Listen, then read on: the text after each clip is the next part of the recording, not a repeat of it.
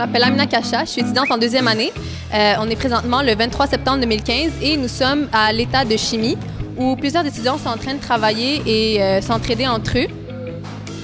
Puis on a ici un professeur de chimie ainsi que des tuteurs. Puis ils sont disponibles justement pour répondre aux questions des étudiants. Donc à présent, on va aller interviewer quelques étudiants pour voir comment ils se débrouillent pour l'instant. Puis Sacha, ça se passe comment pour toi les premières semaines?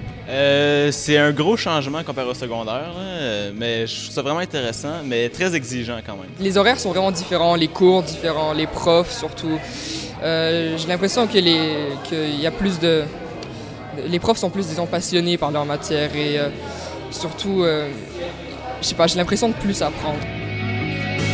Puis selon vous, les filles, c'est quoi le plus gros changement par rapport au secondaire? Moi, je trouve que c'est vraiment la charge de travail.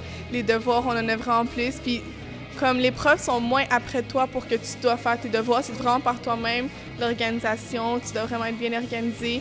Puis aussi, ça commence vite, là. On a déjà 2-3 semaines après la rentrée, on a déjà beaucoup d'examens, beaucoup de devoirs. C'est clair que les profs sont moins après toi, comme au secondaire, où est-ce que tu devais remettre tes affaires à temps, et ainsi de suite.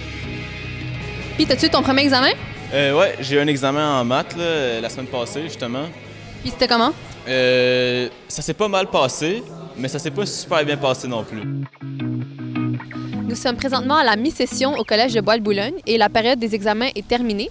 Donc, nous sommes partis voir les étudiants pour leur demander comment ils se sentent puis qu'est-ce qu'ils auraient aimé savoir au début de la session afin de mieux réussir leur examen. En fait, les premiers examens en maths, on s'est fait avoir parce que au secondaire, évidemment, tout se passait très bien, mais là, c'était pas mal plus précis avec des définitions, tout devait être très exact. Donc, évidemment, j'ai perdu beaucoup de points sur l'exactitude, même si je comprenais la matière en général. Bien sûr, il y a des matières que j'aurais dû avoir un peu plus de temps pour étudier, ce que j'ai mal géré. C'est différent du secondaire, c'est beaucoup plus dur et les examens sont très longs, mais sinon, ça s'est bien passé. C'est sûr que là, il faut se préparer à quelque chose de différent. Mes examens de maths, chimie, physique, je pense que c'était les examens les plus stressants de ma vie parce que j'avais pas commencé correctement. Donc, un conseil que j'aimerais me donner à moi-même, genre en début de session, c'est de ne pas avoir peur d'aller voir les personnes qui sont disponibles pour aider. Au début de la session, j'ai pensé un peu comme le secondaire. J'ai laissé tout à la dernière minute, donc j'ai révisé la journée, la veille avant l'examen, puis j'ai passé souvent.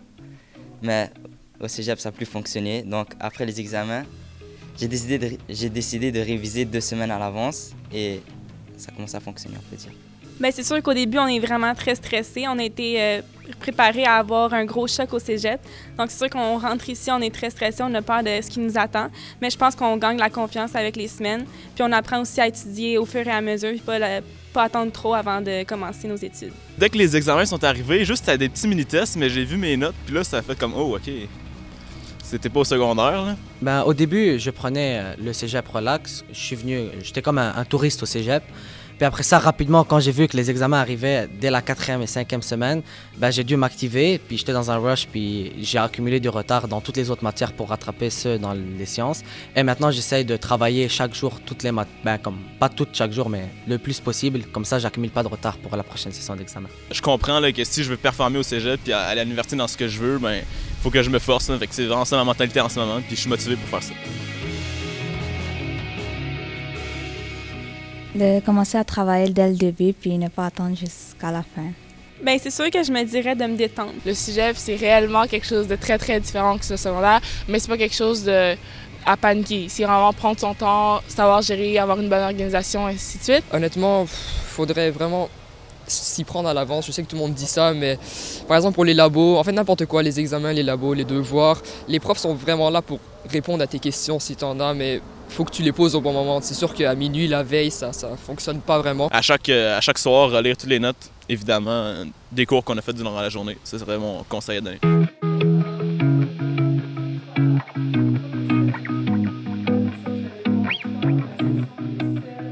Ce que j'aurais aimé me faire dire avant que je commence la première session de cégep, bien, ce que tous les profs disent, c'est vrai. Donc, de travailler, d'être à son affaire, d'être organisé, de tout faire ce que les profs disent, c'est totalement vrai. Mais dit par un professeur, on se fait dire ça depuis la maternelle, depuis le secondaire, fait que on fait pas grand-chose de différent. Mais au cégep, là, c'est vraiment différent. Donc, se le faire dire par les personnes qui l'ont vécu récemment, comme d'autres élèves, je pense que c'est ça qui aurait vraiment aidé. Donc, ce qu'on fait en ce moment, je pense que c'est parfait. contrairement au secondaire, c'est très important d'aller voir les profs à leur bureau. Ils sont d'une grande aide, une aide spécialisée qu'ils n'offrent pas durant les cours. Et qu'il faut trouver du temps pour chaque cours et que avoir une bonne cotère, ce n'est pas seulement être bon dans les matières de notre programme spécifique, mais aussi pour les matières du programme général et qu'il faut donner du temps pour toutes les matières pour bien pouvoir réussir.